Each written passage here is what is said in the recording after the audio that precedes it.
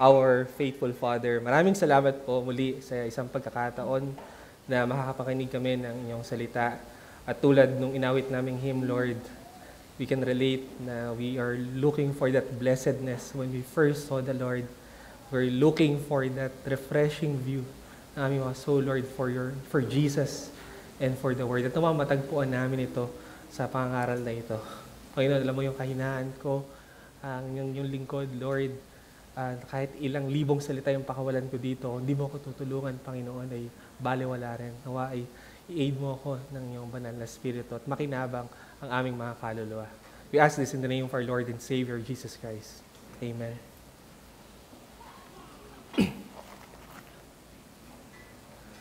Ilang linggo na mainit na pinag-uusapan ng buong bayan ang milyon-milyong confidential funds ng Office of the Vice President at ng Education Department, mga ahensya na nasa ilalim ni VP Sara. Nais ng oposisyon na idetalye kung saan at paano ginamit ang napakalaking pondong ito. Pero due to the nature of these funds, mahihirapan sila na ma-audit ito because from the word itself, it is confidential. Alam nyo, sa passage natin ngayong hapon, just like VP Sara, there's also a woman that has something confidential. Pero hindi pondo ng bayan, but confidential sins. Mga sikretong kasalanan. Pero hindi gaya ng confidential funds, ang confidential sins ng woman na ito ay malalantad at masisiwalat sa kalahatan. Ang ating pangaral ay magagaling sa John chapter 7, verse 53 up to chapter 8, verse 11. Verse 53. They went each to his own house, but Jesus went to the Mount of Olives. Early in the morning, he came again to the temple. All the people came to him, and he sat down and taught them. The scribes and the Pharisees brought a woman who had been caught in adultery, and placing her in the midst, they said to him, "Teacher, this woman has been caught in the act of adultery. Now in the law, Moses commanded us to stone such woman. So what do you say?" This they said to test him, that they might have some charge to bring against him. Jesus bent down and wrote with his finger on the ground. And as they continued to ask him, he stood up and said to them, "Let him who is without sin among you be the first to throw a stone at her." And once more he bent down and wrote on the ground. But when they heard it, they went away one by one, beginning with the older ones. And Jesus was left alone with the woman standing before him. Jesus stood up and said to her, "Woman, where are they? Has no one condemned you?" She said, "No one, Lord." And Jesus said, "Neither do I condemn you. Go, and from now on, sin no more." Noon hanggang ngayon, nananatili pa ring sentro ng mga kontrobersiya ang passage na ating binasa. Sobrang controversial nito to the point na if you are using other versions ng Biblia, ay maaaring hindi mo ito makita. O kaya naman, these verses ay naka-bracket or nasa footnote lamang ng isang pahina.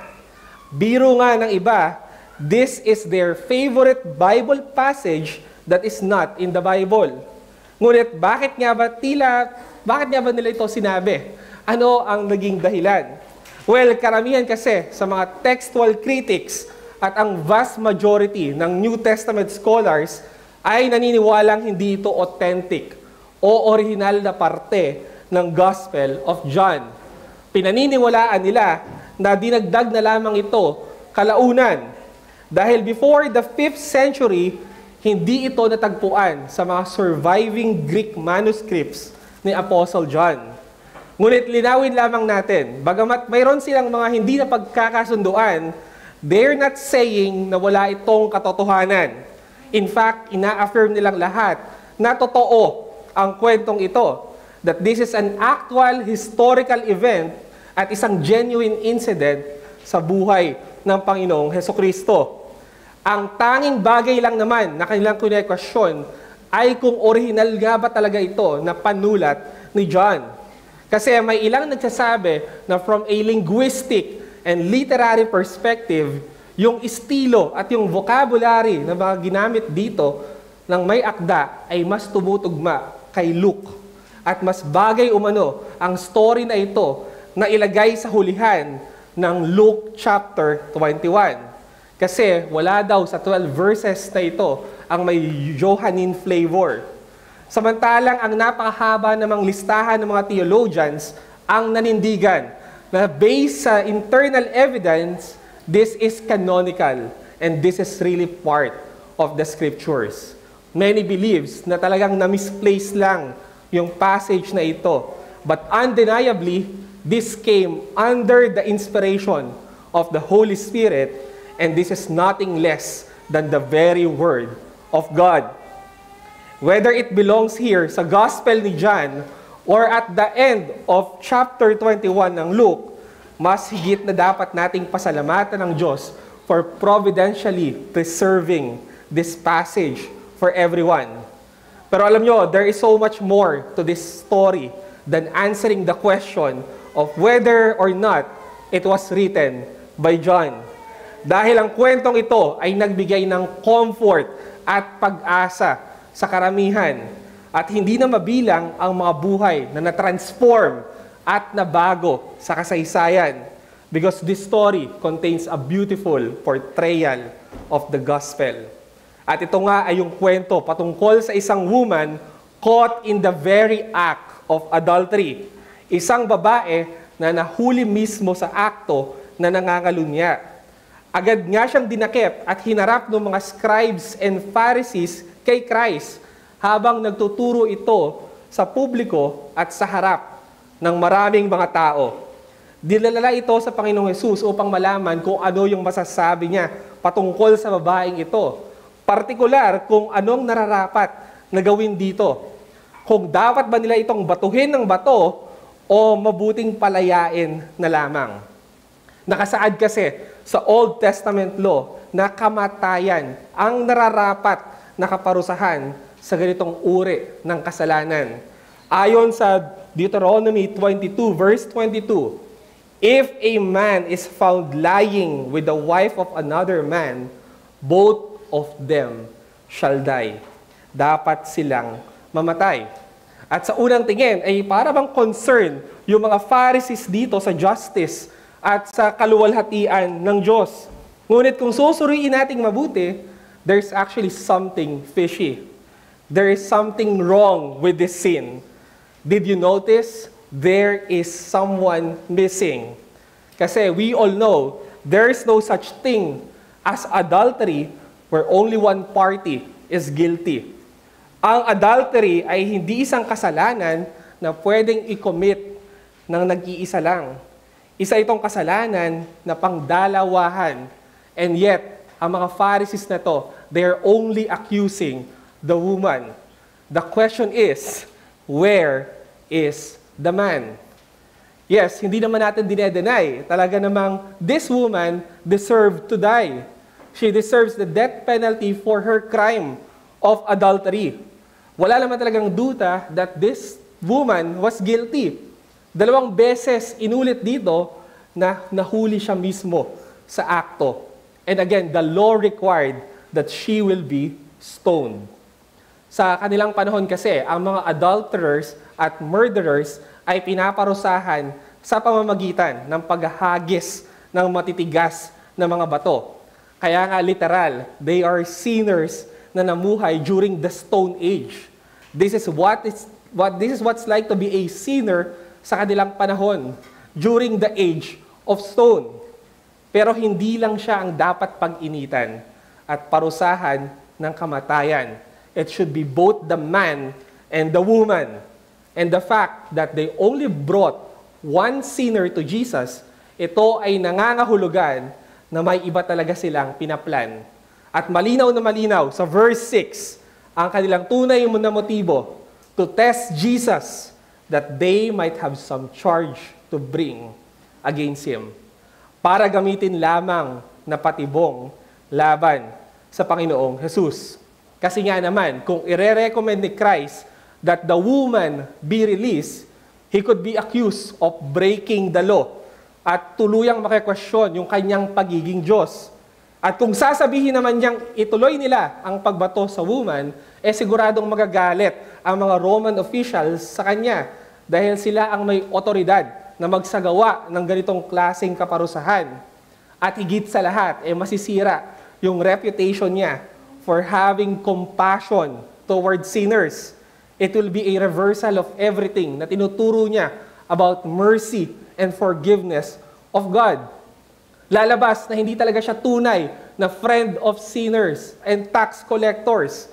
Wala talaga siyang habag at awa para sa mga makasalanan. You see, these religious leaders do not care kung ano yung magiging answer ni Christ. Hindi talaga sila interested in seeing justice executed. This is just cruelty done in the name of justice. Ang mas importante sa kanila ay maakusahan lamang ang Panginoong Jesus at magsisilbi lang na casualty at collateral damage ang adulterous woman na ito sa kanilang evil plan. At nais kong pagtuunan natin ng pansin yung sinapit ng babaeng ito sa kamay ng mga Fariseo. Nais kong makita natin kung gaano katindi yung brutality na ginawa ng mga Pharisees. Ito na siguro yung isa sa mga pinakamatinding kahihiyan na pwedeng maranasan ni numan, lalo ng mga kababaihan. Ayon kasi sa mga scholars, this woman might be a very young girl or teenager pa lamang, since ang mga Jewish girls noong kanilang panahon ay nakakasal ng around 13 or 14 years old. And yet, the Pharisees didn't care about her at all. Wala silang pakialam sa kanyang nararamdaman. Kasi kung may care talaga sila sa babaeng ito, they could have held her in a private custody at magsampa na lang sila ng formal charges. Pero hindi. They drug her at kinaladkad nila ito, and her sin was exposed for all to see. Just imagine what the woman is feeling during that time. Put yourself in her situation, sa iskandalong kanyang kinasasangkutan. Can you imagine the feeling of being exposed? The feeling of having your deepest, darkest sin ay ipangangalandakan sa'yo at sa harap ng buong mundo. Diba? Sobrang unthinkable yung shame kapag what you used to do in secret was exposed to the public. What you used to do in the dark was brought into the light. Ang nililihim mong sin na ginagawa mo sa dilim ay biglang nalantad sa liwanag. It is very embarrassing. Lalo na if you were caught committing one of the most serious offense in the world during that time, which is adultery. Imagine mo, kasal ka, you're in a marriage covenant at nahuli ka na nangangalunya. Take note, you were caught in the very act. Hindi lang kayo nakitang lumabas ng iisang kwarto o nakitang magkatabi lang sa isang bed together. Probably engaged kayo sa isang sexual activity with someone that is not your spouse. Wala kang maidadahilan kasi nahuli ka sa kalagitnaan mismo ng iyong tinatagong kasalanan. At masakit pa dito, ipangangalanda ka nito sa karamihan. Di ba yung isang tao lang yung makaalam, ang tindi na nung kahihiyan. Paano pa kaya kung malantad ito sa karamihan? I know somehow we can relate kasi meron tayong mga humiliating experience of getting caught doing something wrong. Dahil minsan sa buhay natin, nahuli na rin tayo sa akto. At alam natin na malaki yung pagkakaiba nung nahuli ka after mong gawin ang isang kasalanan sa nahuli ka sa kasagsagan habang kinocommit mo yung sin na yan. Di ba, mas matindi yung shame when you were caught watching a sexual material on your phone compared sa nakita na lang yung browsing history mo after. Iba yung nahuli ka mismo na dinadampot mo yung item sa isang convenience store na hindi mo binayaran sa napanood na lang yung CCTV footage matapos mong nakawin yung bagay na yan. Higit na mas nakakahiya, di ba, yung mahuli ka while sinning than after doing the sin. Kasi somehow, pag you were caught after the sin, you still have time to think of reasons o para idepensahan yung sarili mo. But this woman ay walang ganon. At ang mas torturing pa sa kanya, the thought na ilang saglit na lamang, segundo na lang ang binibilang, siya ay pwedeng hatulan ng kamatayan dahil lamang sa panandalian niyang kasiyahan. I hope I do not sound like we are minimizing yung sin ng woman na ito. Hindi natin siya pinipaint na sobrang victim dito. In fact, we can say that this might be a just reward sa kanyang kasalanan. Don't get me wrong, to a certain degree, parang, in a sense, deserve naman niya yung naging humiliation na to because of her sin. Pero ang gusto ko lang na ma-realize natin dito, the woman is already in a miserable condition. And these religious leaders are making it worse. Wala na siyang kalaban-laban, pero patuloy pa rin siyang tinatapakan. At ano nga yung sinabi ng scriptures kapag may kapwa tayo na nahulog at nahuli sa kasalanan? Diba sa Galatians 6 verse 1, if anyone is caught in any transgression, you who are spiritual should restore him in a spirit of what? Harshness? Cruelty? No, di ba? Spirit of gentleness. Ang restoration will only happen if it's done in the spirit of gentleness and not in a spirit of vindictiveness. And this woman needs to be restored. Hindi i-destroy dapat. Pero anong ginawa ng mga religious leaders dito? Para siyang insekto na tiniris na lamang ng buhay. Para bang her life did not matter at all. Kaya madali lang sa kanilang gawing miserable yung kalagayan ng woman. She was not important to them. They lift their heavy arm to smite her. Can you imagine if this happens to your sister or to your friend or to your daughter? Alam niyo, somehow magiging katanggap-tanggap ito kung sana matutuwid at wala rin silang mga kasalanan. Pansinin niyo, sino yung gumagawa nito? Sino ang nag-e-expose dito sa woman? Di ba? Mga Pharisees. At saan nga sila kilala? Paano sila malimit na nilalarawan ng scriptures? Hypocrite, arrogant, critical, proud, at higit sa lahat, self-righteous. You see, yung nag-e-expose sa adulterous woman ay katulad lang din naman niyang makasalanan. And yet, they have the audacity para siya ay parusahan sa paniniwalang mas matuwid sila at yung babaeng ito ay mas makasalanan. Wala na silang natirang compassion or sympathy. They no longer have mercy. They have no regard for the woman's life or for the well-being ng babaeng ito. Wala silang pakialam kung masaktan man nila ito o masira ito ang tuluyan yung buhay niya. You see, this is what happens when a sinner is in the hands of his fellow sinners. Ganito ang nangyayari kapag hawak ng isang makasalanan ang kanyang kapwa makasalanan. It's not only a fearful thing to fall in the hands of the living God. It is also a fearful thing for a sinner to fall into the hands of his fellow sinners. Kasi ang tendency ng kapwa mo makasalanan ay lalong samantalahin yung kalunos-lunos mo na kalagayan. Kahit you are already defenseless, mas lalo ka pa nilang ilulugmok. The fellow sinners will take this opportunity to show no compassion. Hindi ka nila kakaawaan, ni katiting, wala silang awang mararamdaman. It makes them numb and blind, manhid at bulag sa sarili nilang mga kasalanan. They judge the sins of others while overlooking their own sins. Manghuhusga sila na para bang wala silang nagawang mali ni minsan. At dahil hindi sila yung nahuli sa akto, it would make them feel that they are morally superior at may karapatan sila na mag-condemn sa iba. Kusa nilang i-appoint yung mga sarili nila as prosecutor of other people's sinfulness. I-claim nila that they are both the lawgiver and the judge, mga prerogatives that belongs only to God. At alam nyo, hindi lang capable sa mga ito ang mga Pharisee.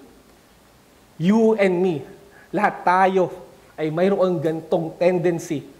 Dahil aminin mo man o hindi, we still have a dose of self-righteousness in us.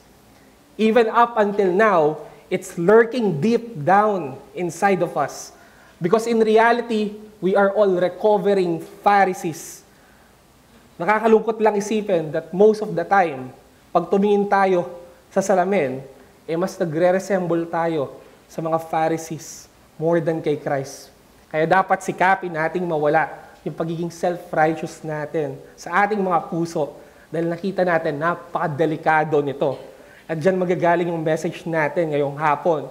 Self-righteousness must be purged out of our hearts as it evokes in us a vehement desire to punish the sins of others while ignoring our own.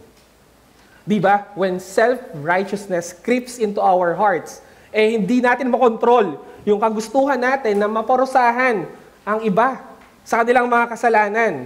At yung sarili nating kamalian pa, yung ating nakakalimutan. Para tayong si David, nung kwento sa kanya, yung isang parable ni Nathan. Diba? Gigil na gigil siya doon sa mayaman na nagnakaw ng lamb doon sa poor man. Gustong-gusto niya na parusahan at sentensyahan ito ng kamatayan. But Nathan reminded David that thou art that man. Siya yung mismong magnanakaw. Siya yung walang awang nagnakaw kay Uriah dahil sa pakikiabit niya kay Bathsheba. Nawa magsilbing Nathan, yung pangaral na ito sa tulad nating mga David. Nakakalimot tayo na tayo mismo yung may problema, tayo mismo yung may sala. Di ba tuwing ina-harbor natin yung self-righteousness sa ating mga hearts, we lose our love and compassion of others. Kaya kailangan nating tanggalin ito dahil unang tatanggalin nito yung pagiging compassionate natin sa iba. It will make us merciless and heartless towards sa kanila. Kaya ang nagiging tendency natin kapag mayroong nahuli na gumagawa ng mali, we will use that as a license to destroy them. And we're so quick to pronounce judgment on them. It makes us so severe at sobrang gigil sa kasalanan nila kaysa sa sarili nating mga kamalian. Ito yung danger of being a self-righteous man. We think we're in the position of God. We put ourselves in the position of a judge na it's very easy na i-look down lang natin yung iba. It makes us think that others are worse sinners than we are. It makes us so consumed sa kanilang sins at sa kanilang failures to the point na hindi na natin nakikita yung ating mga sins anymore. Alam nyo, sabi ng isang theologian, it is evil, totoo naman, to be full of sins. Pero alam nyo, it is greater evil daw to be full of them and to be unwilling to recognize them. Oo, napakasama na magkaroon ka ng maraming kasalanan, pero wala na daw mas sasama pa sa nakakagawa ka na nga ng maraming kasalanan and yet hindi mo pa nare-recognize at hindi mo pa namamalayan. At yan yung ginagawa ng self-righteousness sa ating mga buhay. Huling-huli nito yung kiliti ng mga pride natin. May hindi tayo maipaliwanag na thrill at happiness sa pagkukondemn ng iba. Di ba? Umamin ka. Hindi naman awa yung una mong nadadama sa tuwing may kapwa ka na nahuhuling nagkakasala. Di ba? It gives you a certain pleasure, a certain delight. Ito yung gustong-gusto mo na nararamdaman. Kung aaminin mo lang tuwing may nadidisiplina, ang una mo talagang nararamdaman ay excitement na makita kung paano masisira yung buhay niya. Kung hindi ka nga makapag-intay sa pag-censure sa kanya ng iglesia. Excited kang makita yung paghinto at pagbaba niya sa ministry. Siyang-siya ka na makita na siya ay magdusa. At mas lalo mo pang gustong halukayin lahat ng bahong tinatago niya. You will look for more what is wrong sa kanya, more that you can use to shame that person. Kasi ginagawa mong barometer at sukatan ng iyong kabanalan at spirituality yung kasalanan ng kapwa mo. At may matinding babala dyan si Martin Luther. He said, "Be careful not to measure your holiness by other people's sins." Huwag na huwag mong gagawing sukatan ng kabanalan mo ang kasalanan ng iba. Nawa sa pamamagitan ng mensaheng ito, ipakita sa atin ng Diyos kung gaano ka-ugly ang sin na ito. This is a very ugly sin at it does not sit well sa mga nagpapakilalang Christians. Dahil wala na sigurong pinaka-unfitting sa isang Christian na sin, kundi ang self-righteousness. Kasi una sa lahat, tayo ang nakakaalam na aware tayo that we don't have righteousness in ourselves. Yung term na self-righteousness is a contradiction. There's no such thing as righteousness from ourselves. And ultimately, nawa magamit yung pangaral na ito for us to have a tender heart at mas makultivate sa atin yung compassion, that we will make space for grace and room for mercy sa ating mga kapwa, that we will be slow to censure, always ready to forgive and to encourage others. Nawa pangarapin natin na tayo yung mga tao na makikilala sa loob ng iglesia, not in beating other sinners up, but in picking them up from the ground. Sa mundo kung saan mas gustong pinadadapa ng mga tao ang kanilang kapwa, nawa tayo yung mga tutulong sa kanilang bumangon at muling magsimula. At based dito sa passage, how did Jesus handle the snare of these self-righteous religious leaders? Makikita natin dito, nagbigay siya ng dalawang instructions. So verse 7 to 9, the one without sin should execute the punishment.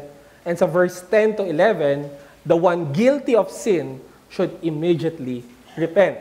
The first one is the one without sin should execute the punishment. And as they continued to ask him, he stood up and said to them, "Let him who is without sin among you be the first to throw a stone at her."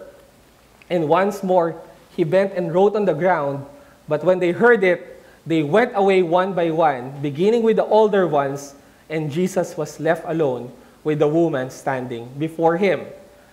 Well, mapapansin natin dito, the Lord silenced the accusers with a heart-searching reply by inviting the one who is without sin among them na siya ang mag-initiate ng execution. Kung kailan inaakala ng mga religious leaders na ito na they had already caught Jesus in an impossible dilemma, bigla silang magugulantang sa magiging tugon nito sa kanila. At wala silang magagawa kundi bitawan ang mga batong hawak nila at isa-isa nilang lilisanin yung lugar. Pero ano nga ba yung naging tugon ng Panginoong Hesus na magpapatahimik sa kanila? Well, sinabi nga niya that the one who is without sin ay na mauunang mag-throw ng stone doon sa adulterous woman. Ang sino mang walang kasalanan sa kanila, ang unang bumato sa babaeng kanilang inaakusahan. Ang naging tugon niya ay base sa Deuteronomy 17 verse 7 na nagsasabi that the hands of the witnesses shall be first upon him to put him to death. Nire-require kasi ng Jewish law na sa isang capital offense na katulad nito, ang mga witnesses yung dapat magsimula na mag-throw ng stones at the guilty person. Pero hindi magagawa yung death penalty na to. Hindi to pwedeng i-invoke legally kapag yung witness mismo ay unqualified. At base sa naging standard na sinet ng Panginoong Hesus, it was revealed na lahat sila ay unfit na maging executioners ng adulterous woman. Na-realize nila na hindi sila yung mga tamang tao na dapat mag-execute ng punishment sa kanya. Alam nyo, nakakahanga yung dinemonstrate na wisdom ng Panginoong Hesus dito. Para bang hit 10 birds with only one stone. Napaka-flawless at perfect ng answer niya. Kasi yung naging tugon niya, he was able to spare the woman while na-demonstrate din niya yung abiding respect dun sa law. Na hindi niya dinenay yung sanctity ng law at naging merciful din siya dun sa woman. Pero higit sa lahat, sa naging tugon niya, he let all the accusers see that they were equally guilty before God. Na wala na silang grounds for accusation dito sa babaeng ito. Dahil na-realize nila that the woman was not only the one who had a problem, pati sila, they have broken many laws of God. At lahat sila subject sa condemnation. This woman's sin was no worse than their own. At dahil dito, na-realize nila na deserve din nila na batuhin at parusahan ng kamatayan. Pero linawin lamang natin, Jesus was not saying na ang tanging walang kasalanan can judge the woman. Hindi niya ginagawang requirement ang sinless perfection para husgahan ng sino man. Dahil alam natin, kung ito yung magiging pamantayan, wala nang makakapag-judge at wala nang makakapag-correct ng sins ng others because we all know that we all have sinned and fall short of the glory of God. Yung without sin kasi dito is anamartetos in Greek, na naglalarawan sa isang tao who is guiltless and without blame. And hindi niya ibig sabihin talaga ay sinless. At based dun sa immediate context, the Lord was referring to that particular sin ng woman. The sin against the seventh commandment. So sinasabi niya dito na tanging those guiltless of violating the seventh commandment at hindi nag-commit ng parehong sin ng adultery ang mauunang bumato sa woman. Siya na hindi guilty of the very thing for which they condemn her. Remember, no? Adultery is a sin that can be committed in the heart. Yes, itong mga Pharisees at religious leaders na to, they might not be engaged sa isang sexual activity, pero sinabi sa Matthew 5 verse 28 that everyone who looks at a woman with lustful intent has already committed adultery with her in his heart. So sa madaling salita, none of them is in the position to stone this woman kasi they have disregarded the very law that they profess to honor. Lahat sila ineligible to execute the woman since lahat sila ay guilty of the same sin. Ina-apply lang ng Panginoong Hesus dito yung principle na tinuturo niya sa Matthew 7. Sa verse 3, why do you see the speck that is in your brother's eye, but do not notice the log that is in your own eye? Or how can you say to your brother, let me take the speck out of your eye when there is the log in your own eye? Nakikita nila at nais nila tanggalin yung puwing sa mata ng ibang tao, ngunit yung mas malaking troso na nasa kanilang mga mata ay hindi nila tinatanggal. They tend to look at the woman as the great sinner here, na overlook nila yung fact that they were just as evil and guilty of adultery in the sight of God. Ito rin yung parehong pinupunto ni Paul sa Romans 2. Sinabi niya doon, therefore you are inexcusable, O man, whoever you are who judge, for in whatever you judge another, you condemn yourself. For you who judge, practice the same things. So in other words, no person is qualified to judge the sin of others when that person himself is in the ongoing practice of the same sin. Ang pinagbabawal lamang dito ng Panginoong Hesus ay yung husgahan mo ang isang tao sa parehong kasalanan na iyo ring kinahuhumalingan. And that's our point. No one has the right to condemn others for the very same sins that makes him equally guilty before God. Simple lang yung principle. We need to examine our own lives before condemning others. Judge yourself before you judge anyone else. Ang tinatanggalan ng karapatan ng Diyos dito na humusga sa kasalanan ng iba ay yung mga tao na gumagawa rin ng parehong kasalanan. The man who is guilty of the same sin.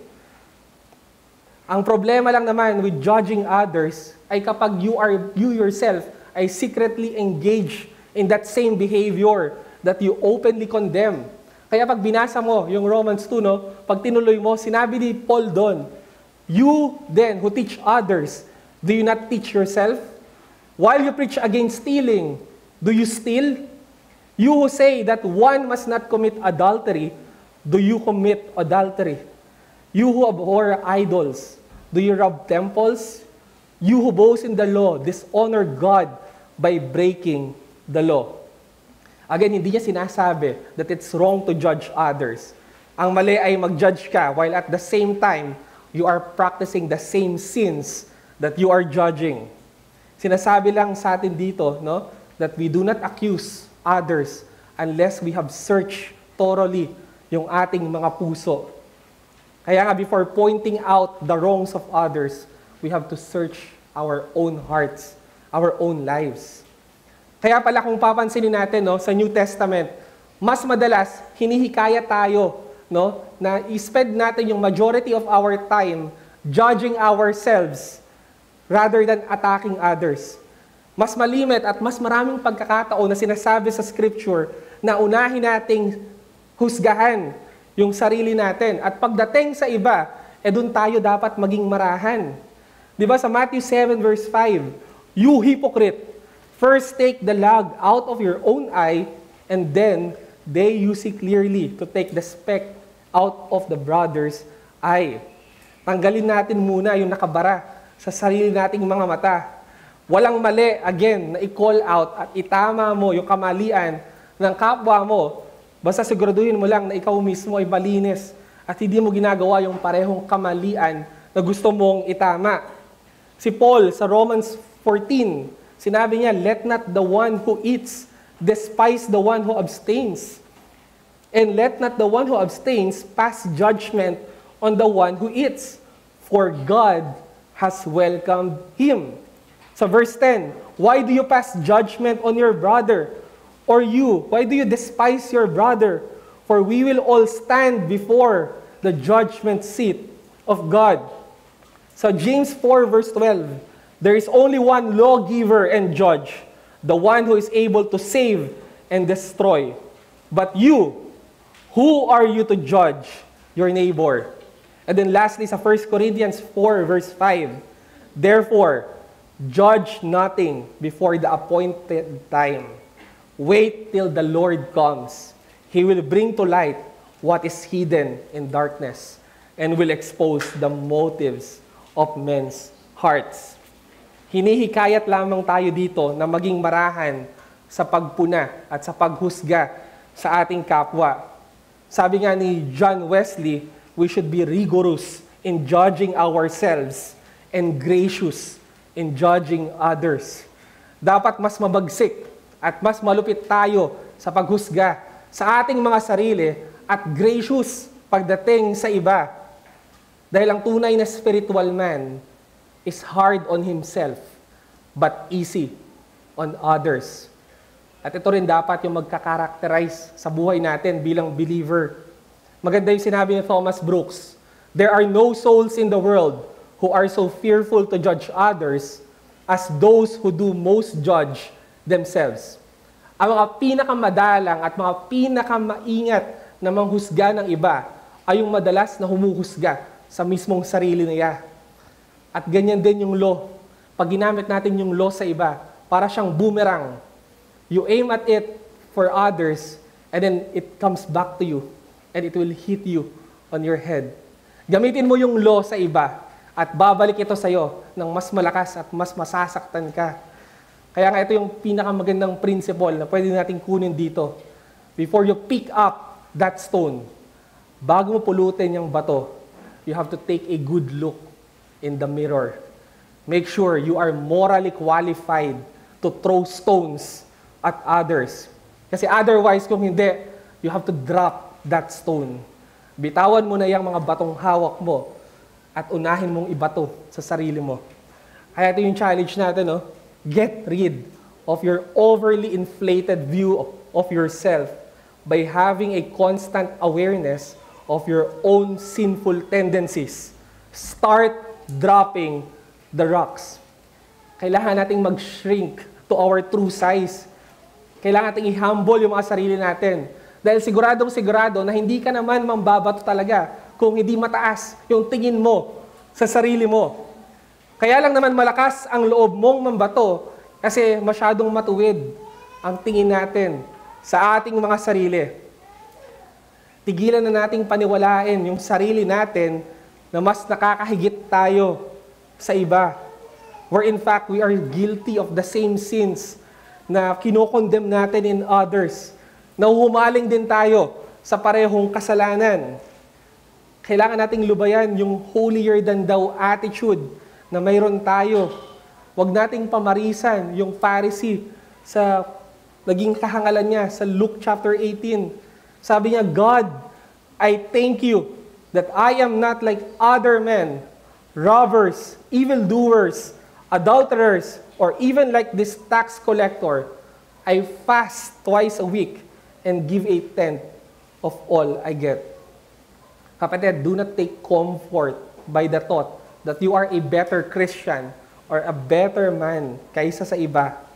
Alisin natin yung pag-iisip natin that we are morally superior than that homosexual barista sa Starbucks, dun sa tricycle driver na tadtad ng maraming tattoo, sa workmate mo na nagbe-vape, sa FB friend mo na laging wrong grammar, at sa batchmate mo na hindi nakatapos ng pag-aaral. You are not a better Christian doon sa single mom na member ng church. You're not any better sa unemployed mong kapatid sa iglesia. Sa kapatid mong hindi kagandahang manamit at pumorma. Examine mo, what made you think na mas matuwid ka sa iba? Ano yung pinangahawakan mo para isipin mo na mas mataas ka at nakakaangat ka sa kanila? Dahil mas madalas kang mag-tithes at mas malaki yung nagiging offering mo sa iba? Dahil mas madalas yung attendance mo tuwing Lord's Day kaysa sa iba? Dahil walang nimpis yung quiet time at Bible reading mo this week? Dahil ikaw yung nagmi-ministry at yung mga kapatid mo, hindi. O dahil umiiyak ka kapag sermon, di gaya nila. Well, let me tell you, none of these things make you more holy than others. None of these things make you a better Christian kaysa sa iyong kapatiran. Alam nyo, may isang mental disease called anorexia, which makes you believe that you are fat at gaining weight. Pero sa totoo, hindi naman. Baka ito, no, meron din tayong ganito. Baka nagsasuffer din tayo. Pero not this kind of anorexia. Yung iba, yung akala mo banal ka at matuwid ka kaysa sa iba. Pero sa totoo, hindi naman pala. Nasa isip mo lang talaga. Nakakalungkot isipin na dito talaga tayo magaling. In casting stones at others. Ito yung hinahanap ng mga laman natin. We like to throw stones, lalo na to our brothers and sisters. We can even do that with our eyes closed. Kahit nakapikit ka, sigurado, asintado pa rin pag ikaw yung tumira. Sometimes we don't act like humans or Christians. We're like beasts in tearing and rending one another. And we should stop throwing stones at each other. Alam niyo kung bakit? Sabi ni Thomas Brooks sa kanyang book na Precious Remedies Against Satan's Devices, isa to sa mga plano ni Satan, yung i-destroy yung church until we bite and devour one another. Gawayan ng kalaban. At alam nyo, napakaganda nung sinabi niyang first remedy against this device of Satan. Sabi niya, it is to dwell more upon one another's graces than upon one another's weaknesses and infirmities. Alam nyo, para maiwasan daw natin yung gantong batuhan, dapat daw mas tinitignan natin yung graces sa kapwa natin kaysa sa mga mali at kahinaan niya. Naging observation niya that yung mga saints daw, we have so many eyes to behold one another's infirmities, but not one eye to see each other's graces.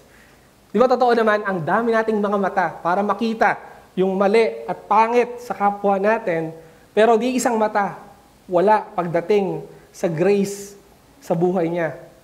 We should stop looking for the worst in others. Isipin mo, kaya ang dali-dali nating batuhin ang iba because we are defining them by their worst. Bakit nga ba yung flaws nila, yung tinitignan natin, hindi talaga tayo matatapos sa batuhan at hindi talaga tayo mauubusan ng ibabato pag puro mali ng kapwa natin yung ating tititigan.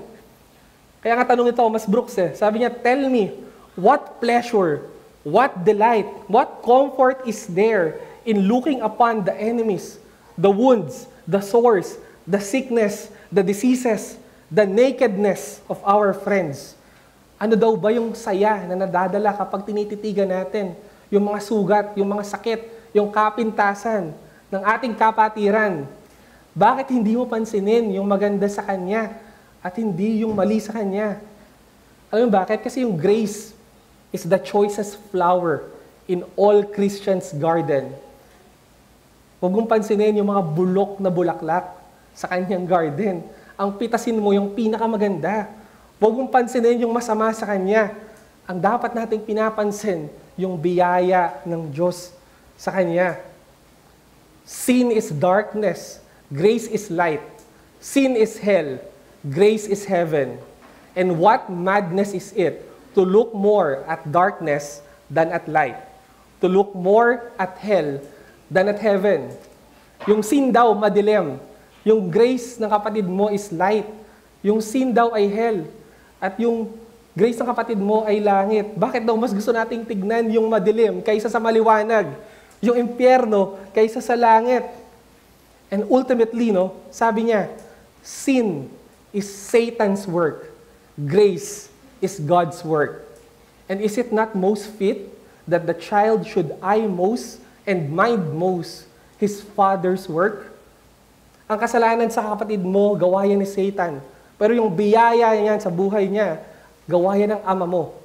Bakit mas titignan mo yung gawa ni Satan kaysa sa gawa mo o gawa ng ama natin sa langit?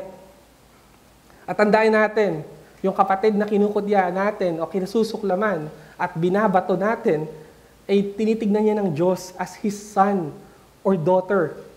Di ba sa mga parents dito, kahit yung anak mo, ang daming mali, ang daming ginagawang masama, hindi sila perfect. Pero di ba, you don't stop looking at them through the eyes of a parent.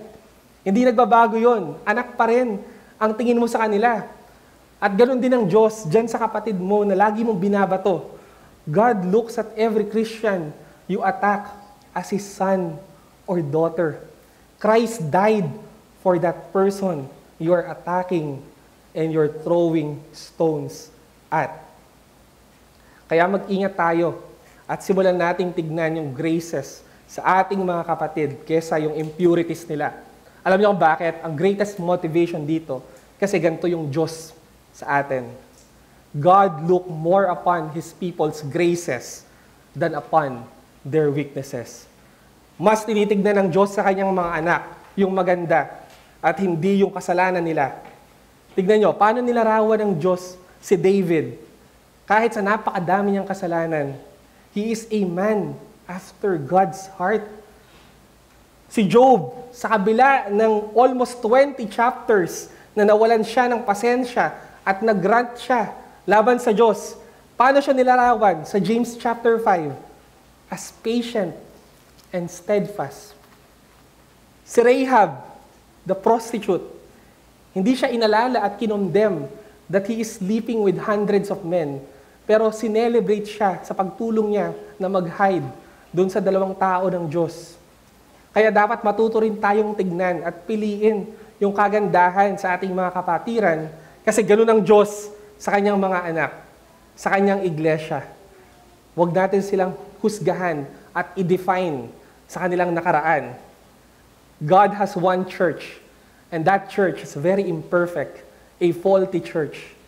At kung puro mali lang yung papansinin natin, hindi rin magtatagal. This will be an open playing field for Satan. Yes, we have heard it many times. Paulit-ulit na sentimiento ng mundo patungkol sa church na tayo ay very disappointing.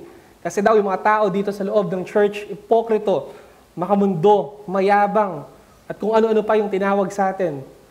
Pero ang ganda nung sinabi ni Spurgeon, kasi daw the church is not an institution for perfect people, but a sanctuary for sinners saved by grace, who though they are saved, are still sinners and need all the help they can derive from the sympathy and guidance of their fellow believers. Hindi perpekto ang iglesia. Puro pa rin tayo mga sinners na kinakailangan lahat ng tulong at gabay at simpatya ng ating kapwa mananampalataya. Katulad kanina nung na-mention sa prayer, as cliche as it sounds, the church is not a museum para sa mga saints, but a hospital for sinners. Lahat tayo dito, we're all messed up. Lahat tayo dito, maraming sins and inconsistencies. We're a bunch of sinners drinking at the same fountain of grace. Kaya totoo, hindi talaga sila mauubusan yung mundo na maibabato sa atin. Kasi marami sa atin, struggling pa rin sa sin. We are so imperfect dito sa iglesia. Pero despite that imperfections, Christ is still in our midst, regardless ng mga inconsistencies ng kanyang church. Si Christ nananatili pa rin sa atin. Sabi pa ni Spurgeon, the church is not perfect, but woe to the man who finds pleasure in pointing out her imperfections. Christ loved His church, and let us do the same. Kasi di ba siguradong mas maraming nakitang kapintasan at kasalanan sa church niya ang Diyos kesa sa atin. Pero di ba mahal pa rin niya ito. Kaya maging maingat din tayo in pointing out the imperfections of our brothers and sisters dahil minahal yan ng Panginoon before the foundation of the world. Kaya kapatid, ano pang iniintay mo? Drop that rock. Bitawan mo na yung hawak mong mga bato. Walang na-convert by being stoned. Walang ginagawang maganda yung pambabato. Kung gusto mo talaga na tulungan sila, we have to help them with the love from God na nagsisik na ma-recover yung soul nila. And church, let me remind you of this humbling thought. If anyone had the right to punish sinners for their sins, it was the sinless Son of God. Di ba, we all deserve stoning for breaking His law. Christ, siya yung qualified based dun sa standard kanina. The one who is absolutely without sin. Pero observe nyo, He did not throw the stone. Siya lang yung tanging qualified na mag-carry out ng law, pero hindi niya ginawa. Kaya let me ask you, if the one without sin and has the right to throw the stones at sinners did not do it, what made you think that you can throw the rock at others? Siya na walang kasalanan at tanging may karapatan para batuhin tayo at parusahan, pero hindi niya ginawa. Bakit ikaw na puro kasalanan, gagawin mo ito sa iyong kapwa? At sabi dun sa John chapter 3, di ba? For God so loved the world that He gave His only Son, so that everyone who believes in Him may not perish, but may have eternal life. Pero hindi siya huminto doon. He went on to say, indeed, God did not send the Son into the world to condemn the world, but in order that the world might be saved through Him. Dumating siya to provide the righteousness that exceeds that of the Pharisees and scribes. Hindi siya dumating para i-condemn ang mundo, pero para iligtas tayo. If God did not send His only Son to the world para i-condemn tayo, I'm pretty sure na He didn't send you as well into the world for that purpose. Kung si Kristo hindi dumating dito para i-condemn ang mga tao, wala ka rin sa mundo para mag-condemn ng kapwa mo at para magbato sa kanila. Then secondly, the one guilty of sin should immediately repent. So verse 10 to 11. And Jesus said, neither do I condemn you. Go, and from now on, sin no more. Pansinin natin, no, hindi huminto yung Panginoon nung pinorgive niya yung woman. Pero meron siyang iniwang charge or command that she should abandon her sinful lifestyle. Marami nagsasabi na hindi talaga forgiven yung woman dito. Pero kung tutuusin natin, we all know na ini-imply talaga na napatawad siya. Kasi yung very person na dapat magko-condemn sa kanya already said, he would not condemn her. At alam natin that the only way for you not to be condemned is for you to be forgiven. Ngunit nais ko na mas bigyan nating pansin na hindi lang natapos yung Panginoong Yesus sa pagpapatawad dun sa woman. Pinag-utos din niya na tumigil siya sa kanyang kasalanan. Hindi niya sinabi that commit adultery no more. Hindi lang adultery yung specific na sinabi niya dito na dapat hindi niya gawin. It's general. She is to make a clean break with sin. Yung Greek ng salitang sin dito is in present tense form at nasa imperative mood. So, ibig sabihin nito is to continually live her former life of sin. Magpatuloy daw siyang iwanan ang dati niyang mga kasalanan. At yung no more dito, ibig sabihin nito is the thought of no return. Wala nang balikan sa dati niyang nakagawian. Hindi sinabi ng Panginoong Hesus dito na go your way and sin no more, then I will not condemn you. Yung forgiveness niya, hindi siya nakadependent dun sa behavior or sa transformation ng babae. Pero rather, yung forgiveness, yung magsisilbing motivation para baguhin niya yung kanyang buhay. Pansinin niyo, pinatawad muna niya ito before instructing to live in holiness and obedience to God. Sinabi niya sa woman na ang kanyang responsibility as a saved sinner ay tumigil na sa kanyang kasalanan. Makikita natin dito nakaakibat na responsibilidad na tatanggap niyang kapatawaran at kaligtasan is that charge for transformation and abandoning yung kanyang mga lifestyle sinful choices dito. Simple lang yung point. The grace of God in Christ is designed to motivate the forgiven sinner to live a holy and obedient life. No condemnation commands a new direction. Ito pala yung disenyo ng kapatawaran ng Diyos sa ating mga makasalanan. Ang di masukat na habag at biyaya ng Diyos ang magsisilbing motivation upang mamuhay ng may kabanalan at may pagsunod sa kanyang mga kautusan. Yung sinabing go and sin no more ay konektado dun sa neither do I condemn you. Yung true repentance dito, makikita natin dito by breaking off from sin. Yung forgiveness, laging sinusundan ng decree na talikuran ang kasalanan. Ang proper response pala sa mercy ay purity and holy living.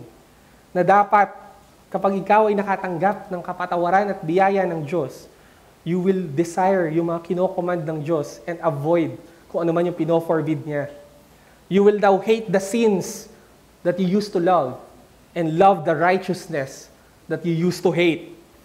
Sisimulan mo ng kasuklaman yung kasalanan na minsan mong minahal at mamahalin mo na yung katuwiran na minsan mong kinasuklaman. Kaya maintindihan natin, no, si Paul, pag sinasabi niya lagi, no, or dun sa, lagi niya sinasabi that, what shall we say then? Are we to continue in sin so that grace may increase? May it never be. How shall we who died to sin still live in it? Sa Titus, sinabi niya, for the grace of God has appeared, bringing salvation to all men, instructing us to deny ungodliness and worldly desires, and to live sensibly, righteously, and godly in the present age.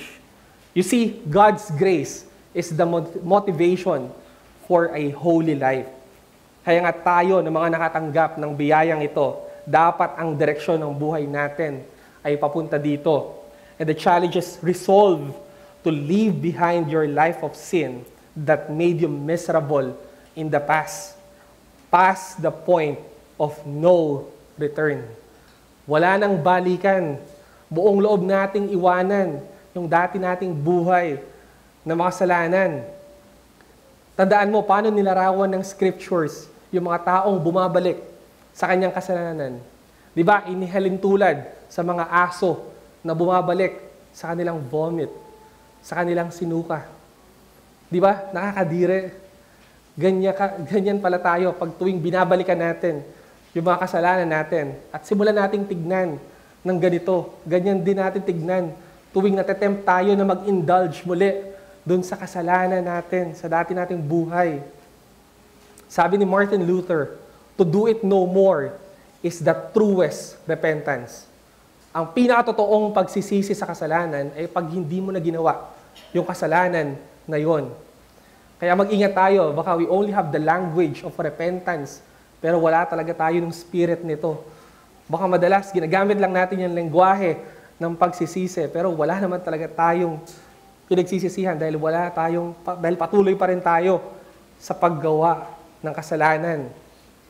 Pansinin nyo, hindi sinabi ng Diyos dito that anyone who has been sinning must sin less.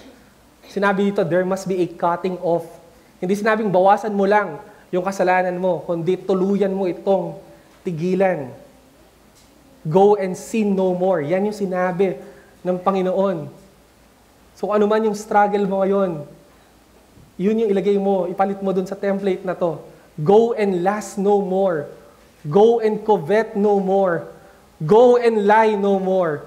Go and slander no more. Go and fornicate no more. Ano pa man yung sin na nag-identify sa'yo, break off.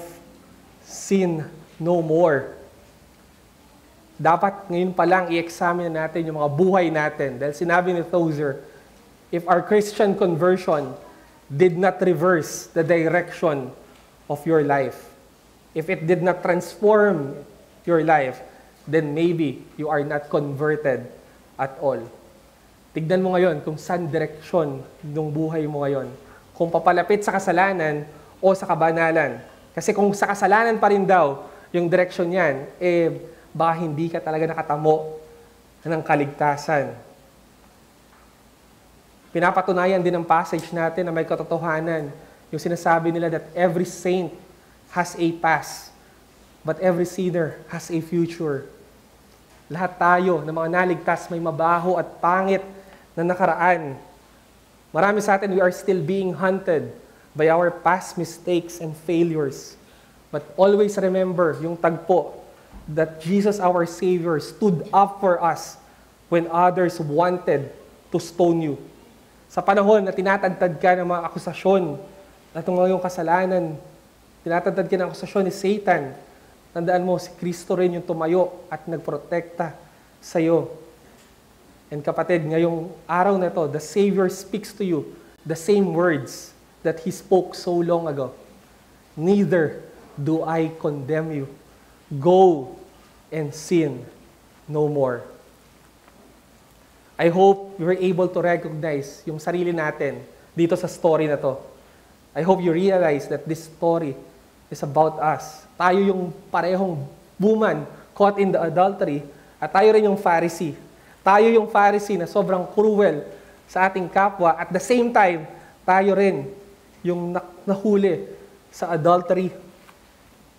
Every day, hindi man adultery na sa tulad ng 7th commandment, we are committing spiritual adultery dahil tinataksil natin ang Diyos sa pagmamahal sa ibang mga bagay more than Him. Every day, we deserve na kaladkarin ng mga witnesses before Him at dapat patawan ng kamatayan for our sins. Pero every day din, hindi tayo pinapatay at lagi nating naririnig that neither do I condemn you. Go and sin no more. This is a message that it has to be repeated continually. I don't know about you, but I really need to hear this personally every second. Every time na nalulugmok tayo at nadi-discourage tayo sa kasalanan, we have to remember these words. Neither do I condemn you. Go and sin no more. Every time na nahihirapan tayo sa sanctification natin at sa kabanalan, every time na napaparalisa tayo, nawawalan ng pag-asa at nanghihina sa pananampalataya, sa lahat ng panahon, we need to hear these blessed words from Jesus. Neither do I condemn you. Go and sin no more. At kung may kasama tayo dito na wala pa kay Christ, at alam mo yung wickedness mo, well, the good news is, pwede ka pa rin maligtas. If you are heavy with your load of sin and guilt, you just have to come to Christ and cry out for His mercy. He will not condemn you. He don't care what happened last night, or last month, or last year. Ang mahalaga yung ngayon. Narinig mo kanina, sinabi natin, every sinner has a future. Pero that future can be in hell kung hindi ka mananampalataya kay Christ. Hear His words today. Ano man yung nakaraan mo at yung kasalanan na kasalukuyan mo pinaglalabanan, neither do I condemn you. Go and sin no more. Come to Christ and have faith in Him. Get up from that sin. Leave that. Leave this place and walk in the newness of life. Yes, you are not condemned by Christ kasi He was already condemned on that cross for our sake, for our sins. On that cross, He died for adulterers, for self-righteous hypocrites, arrogants, at mga critical sa kapwa natin. Just come to Christ. And as we end, I said earlier that we should drop the rock because there's only one rock that you and I should be holding in our hands, and that's the rock of ages, our Lord Jesus Christ. And as a conclusion, no condemnation. This is what it's like to be in the hands of a gentle and merciful Savior. No condemnation for us who are in Christ Jesus. Let us pray. Our great Father, thank you so much for this message, for reminding us of the gospel.